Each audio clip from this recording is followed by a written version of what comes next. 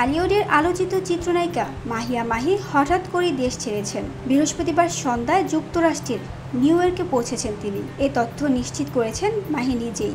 তবে এই সফরের উদ্দেশ্য এখনও স্পষ্ট নয়। সামাজিক যোগাযোগ মাধ্যমে নিউ ইয়র্কে পৌঁছে তিনি লেখেন, ঠিক আছে, ধন্যবাদ, বিদায়। পোস্ট করেন যাত্রাপথে তোলা বেশ কয়েকটি ছবিও। এক সময়ের এই জনপ্রিয় অভিনেত্রীকে শেষবার বড় পর্দায় দেখা গিয়েছিল রাজকুমার সিনেমায়। এরই মধ্যে কেটে গেছে 1 বছর। এ সময় কাজ দিয়ে আলোচনায় না থাকলেও ব্যক্তিগত নানা কারণে সংবাদের শিরোনাম হয়েছেন এই অভিনেত্রী।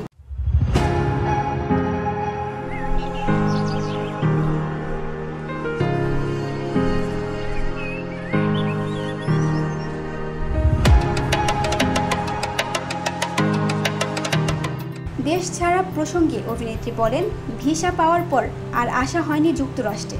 অবশেষে সময় করে এলাম। তবে স্থায়ীভাবে দেশ ছাড়ছেন কিনা এই প্রশ্নে মাহি জানালেন, আমার বাচ্চা দেশে আছে, কিছুদিন ঘুরে ফিরে যাব। ঢাকাই সিনেমার নায়িকা মাহিয়া মাহি শোবিজ অঙ্গনে পা রাখেন ভালোবাসার রং সিনেমায় অভিনয় দিয়ে।